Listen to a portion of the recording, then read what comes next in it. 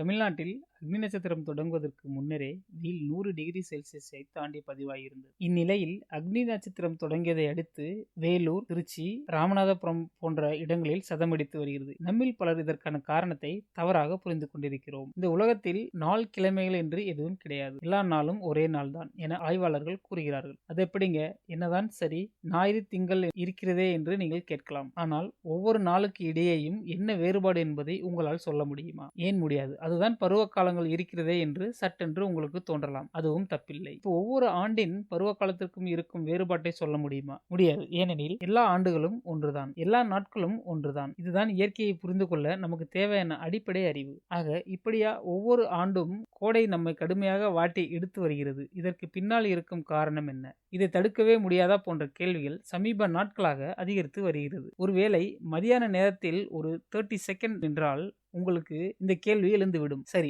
ஏன் கோடை காலத்தில் வெயில் கொளுத்துகிறது? இதற்கு எளிமையான சிலர் விளக்கம் சொல்வார்கள். அதாவது, நம்முடைய பூமி சூரியனை சுற்றி வருகிறது. அது நீள்வட்ட பாதையில் சுற்றி வருகிறது. சூரியனுக்கு தொலைவில் இருக்கும் பொழுது குளிராகவும், நெருக்கத்தில் இருக்கும்போது நாம் அதிக வெயிலையும் உணர்கிறோம் என்று இந்த விளக்கம் இருக்கும். நமக்கும் இது சரி என்றே தோன்றும். ஆனால் உண்மை என்னவெனில் இதற்கு நேர் மாறானது. நம் பூமி சூரியனை விட்டு தொலைவில் இருக்கும் போதுதான் நமக்கு கோடைகாலமாக இருக்கிறது, அருகில் இருக்கும்போது குளிர்காலமாக இருக்கிறது. இதற்கு காரணம் பூமி 23.5 டிகிரி சாய்வாக சூரியனை சுற்றி வருகிறது. ஆக இதுதான் கோடை காலத்தில் வெயில் அதிகரிக்கவும், குளிர்காலத்தில் குளிர் அதிகரிக்கவும் காரணம். அதாவது குளிர்காலத்தில் பூமி சூரியனுக்கு நெருக்கமாக இருந்தாலும் கூட அது 23.5 டிகிரி கோணத்தில் சாய்ந்திருக்கிறது. இதனால் பூமியின் மீது படும் வெளிச்சம் பல இடங்களுக்கு பரவுகிறது. இவ்வாறு பரவுவதால் வெப்பத்தின் அளவு குறைகிறது. இந்த வான்வெளியில் இயல்பாகவே இருட்டும் குளிரும் தான் இருக்கிறது. எனவே வெப்பம் குறைவதால் குளிர் தனது பிடியை இறுத்து வைத்திருக்கிறது. அதேபோல் பகல் பொழுதின் நேரமும் குறைகிறது. இதுதான் குளிர்காலத்தில் குளிர் அதிகரிப்பதற்கான நோக்கம். இதே போல